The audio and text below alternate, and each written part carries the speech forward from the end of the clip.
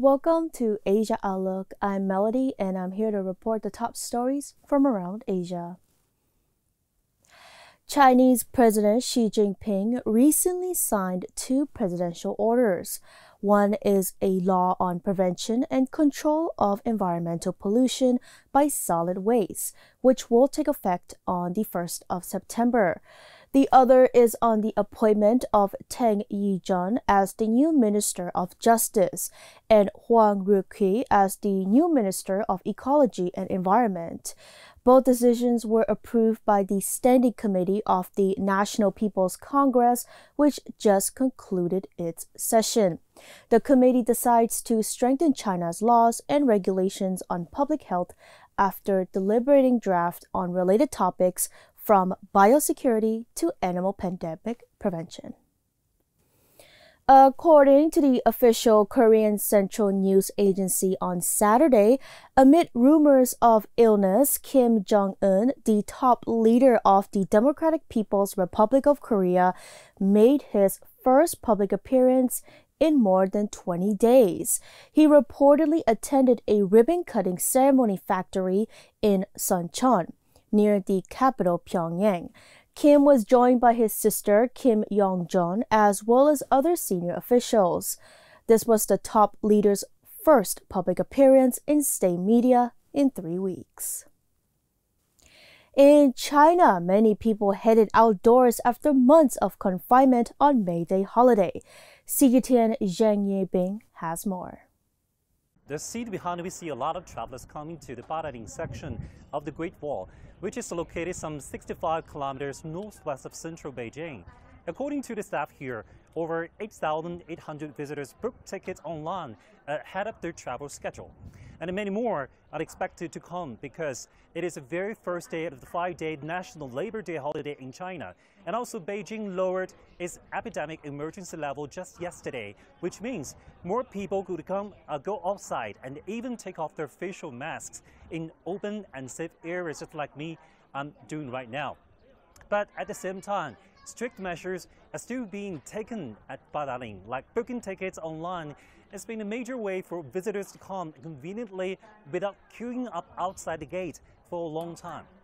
And they still need to have their body temperatures checked and health codes submitted for the safety concerns. Some 200 rated scenic spots in Beijing have opened or just opening to the public during the holiday.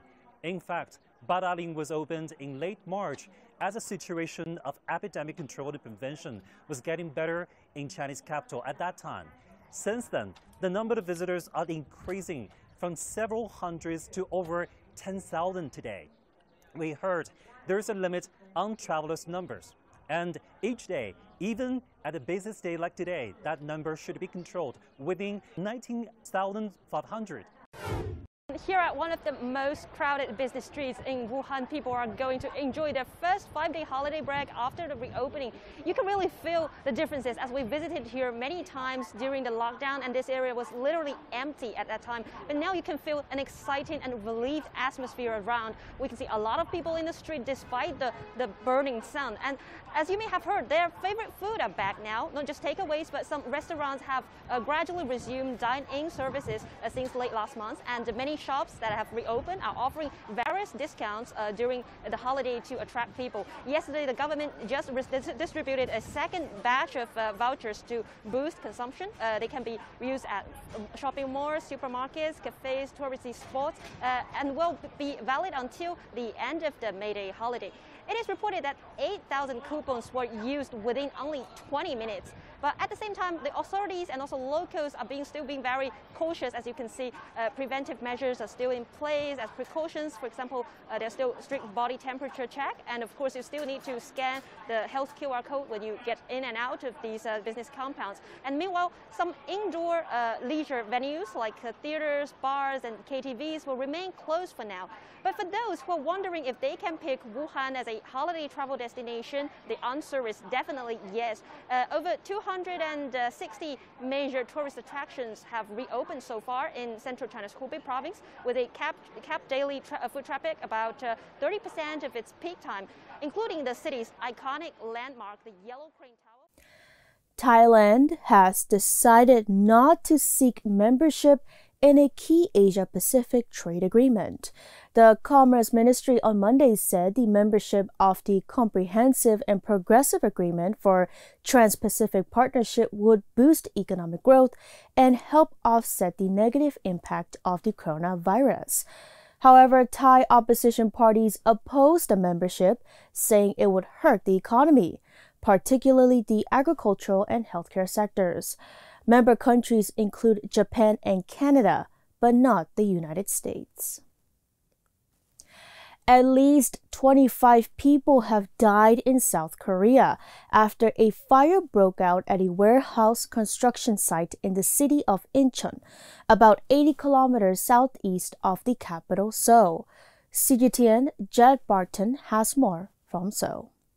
Yeah, that's right, Mung Mung. That death toll keeps climbing. The latest figures we're getting is that around 37 people have died, and that could still climb higher.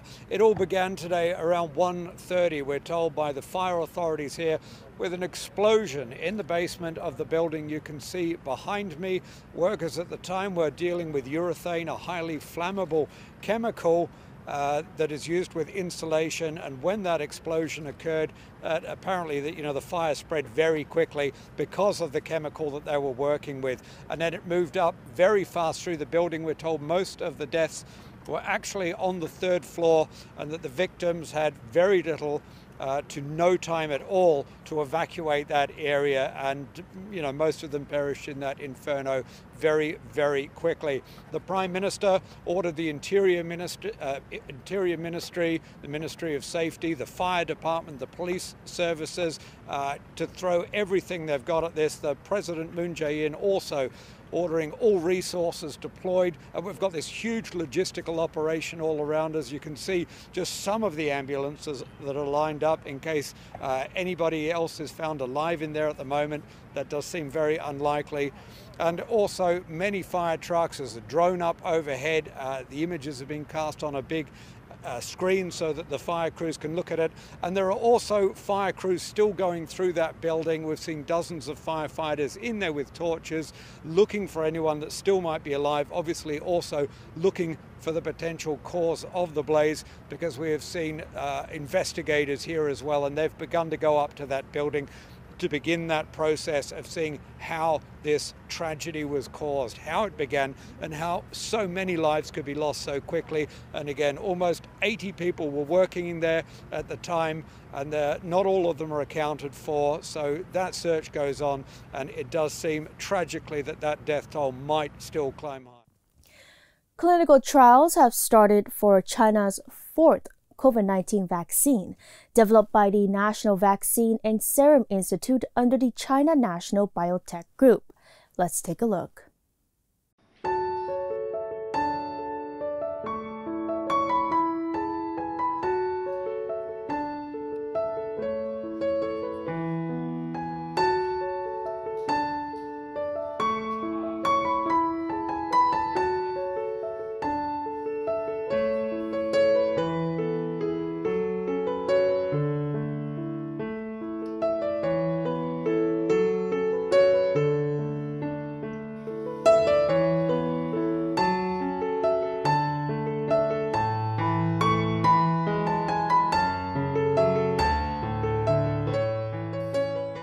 我们这个车间呢，实际上从选址到落成78天，那真正建设呢是60天左右，可以说是国内人用第一个高级别生物安全防护的一个车间。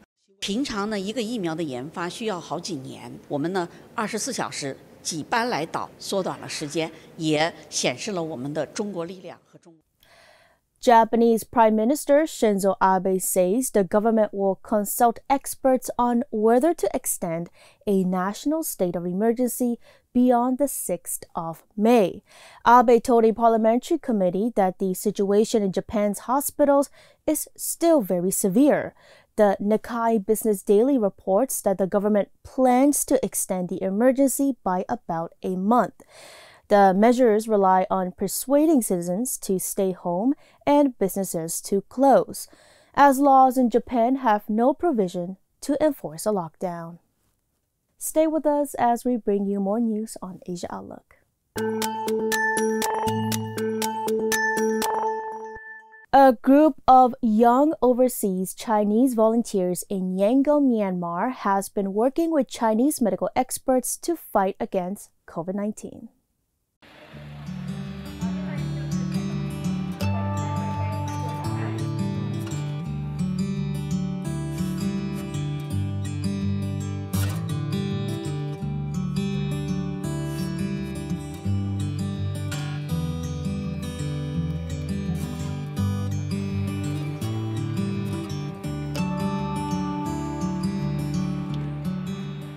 中国专家组带过来的，这样缅甸才有自动提取仪这个设备，就是因为那个自动提取仪也是大概40分钟就能完成，所以准备时间加整个流程的结束应该不会超过1个小时。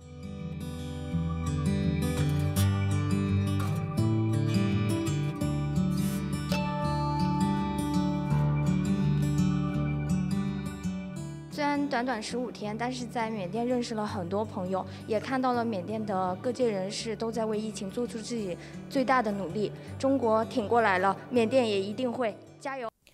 Russia has extended its nationwide lockdown until the 11th of May to contain the spread of COVID-19. In a televised speech, Russian President Vladimir Putin said the risk of infection is at the highest level. He also warned citizens to remain vigilant. The lockdown has already taken a toll on Russia's economy. So far, the country has over 90,000 infections and more than 800 deaths. Bollywood actor Irfan Khan, who starred in the movie Slumdog Millionaire, has passed away in Mumbai. Khan was diagnosed with cancer 2 years ago. He went to London for medical treatment last year before returning to India to complete the sequel to his film Hindi Medium. And the new movie English Medium was released last month. Irfan has featured in over 50 Hindi films in his acting career, which spanned almost 3 decades. China and South Africa have long maintained close ties, but the coronavirus pandemic brought them even closer. One South African business approached the Chinese government for help with scarce personal protective equipment and other medical supplies. CGTN Angelo Cupolo has more from South Africa. As more and more countries became infected, so the demand for personal protective equipment began to outstrip supply. 3 weeks ago, the chairman of NASPAS, Mr. Koosbeker, wrote to me, to request our assistance to facilitate the medical supplies from China to South Africa. And for that, I'm more than happy to do that, because South Africa and China, we are strategic partners, and we have been helping each other all the time. NASPAS is one of many South African businesses that heeded the call from President Ramaphosa, ensuring that supply meets the specific needs of the country. We've got a team that's focused on this, and they liaise with the Department of Health continuously. And so they were the ones who told us what we must buy specifically and where it must go. So the initial PPE that came in has gone into various hospitals around the country, all taken through by Takealot. And so with this PPE that's come in now of 6 million masks, those are now going through to the various hospitals around the country where they have been allocated to by the Department of Health. The country's president has been leading from the front and making time to thank everyone who's rolled up their sleeves and got involved. We're truly grateful that we have corporations like NASPAS and many others who have decided that they are going to lend a hand and assist our whole effort of fighting COVID-19. But we are also grateful to China for continuing to supply these medical supplies that we so need. It's all about teamwork. It's about the private sector getting involved to fill up those gaps that are left by the public sector, and it's about fighting that virus. We all pull together, we can get this job done. I'm Angelo Coppola for CGTN in Johannesburg, South Africa. Russian Prime Minister Mikhail Mishustin revealed he tested positive to COVID-19 to President Vladimir Putin on Thursday. Take a look.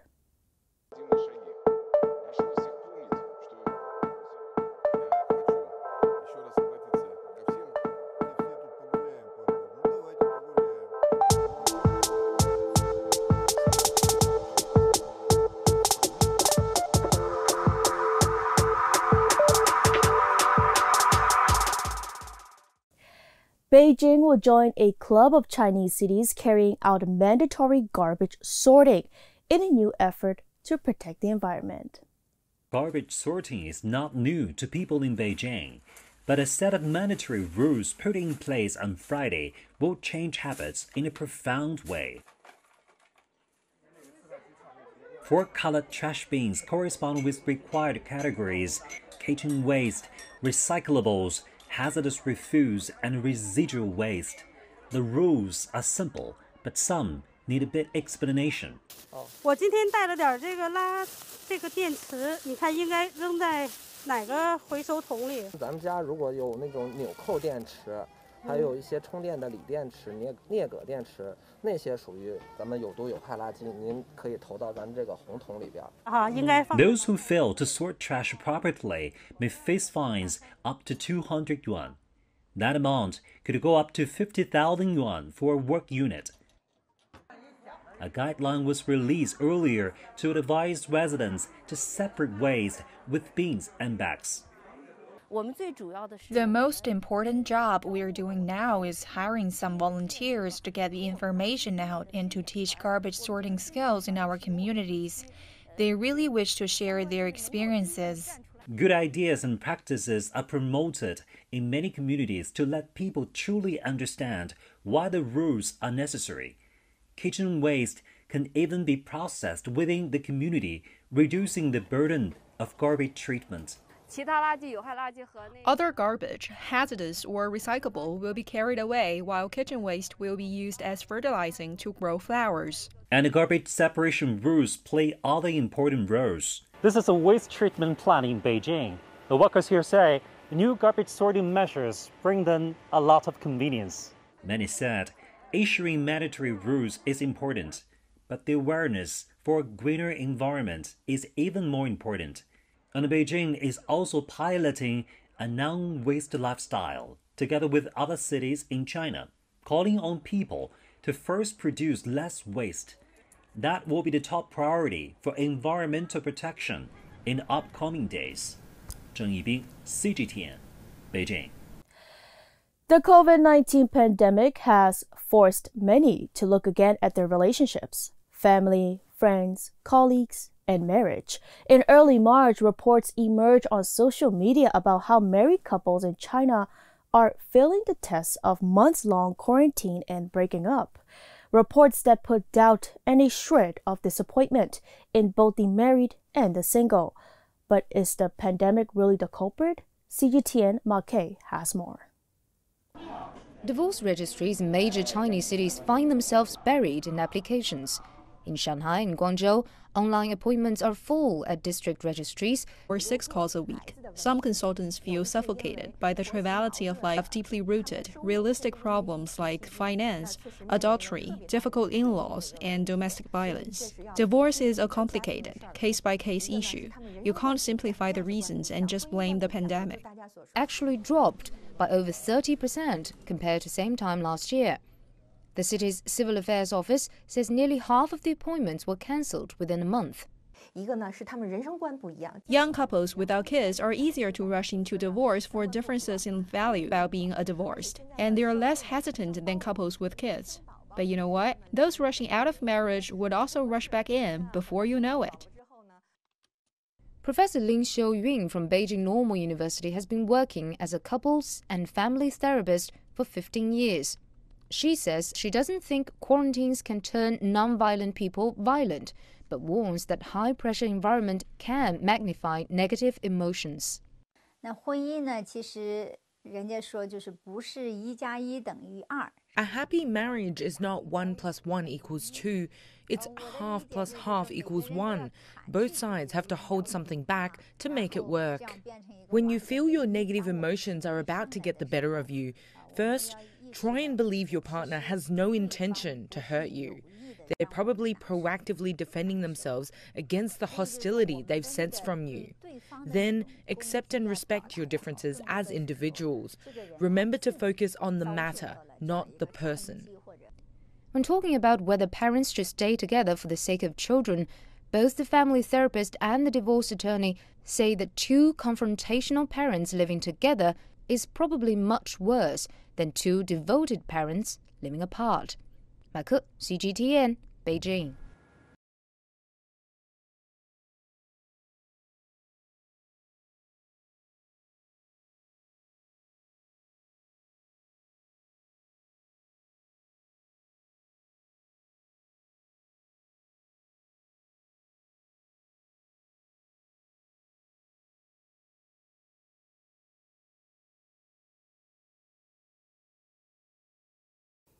Tokyo 2020 President Yoshiro Mori said the Olympic Games will be scrapped if they cannot take place next year. The Games have already been postponed for a year until July 2021 because of the coronavirus pandemic. Japan's Medical Association also said it will be difficult to hold Summer Olympics unless effective vaccines are developed. The Tokyo 2020 spokesman, however, says organizers are focusing to deliver the Games next year. There are more news coming on Asia Outlook, so make sure you stick around.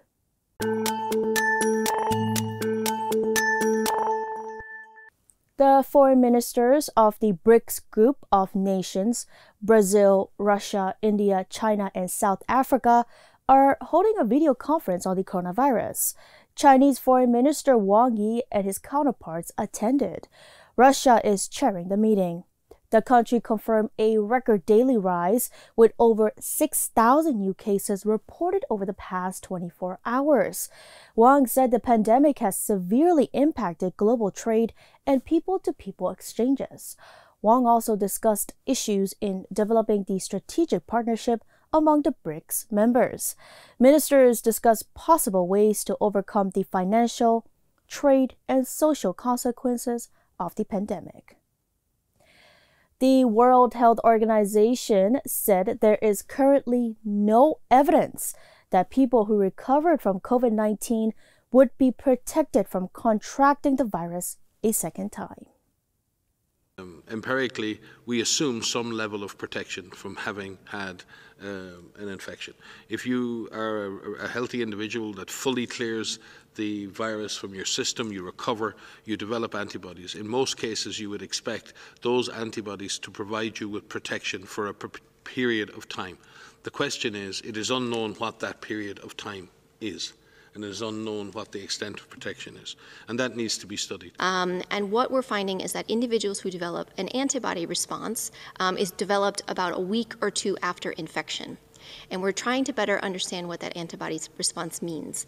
Right now, there are no studies that evaluate the antibody response as it relates to immunity. So we can't say that an antibody response means that someone is immune. Having said that, there are a number of studies underway, and we expect this is a very active area of research. We expect people that are infected with COVID-19 to develop a response that has some level of protection. What we don't know right now is how strong that protection is, and if that's seen in everybody that is infected, and for how long that lasts. Serbia has awarded its most prestigious military honor to a Chinese medical team. The 6-member team arrived in Serbia on March 21st. The awards were handed out by Defense Minister at Dome Garde military facility in the presence of Chinese Ambassador to Serbia, Chen Bo.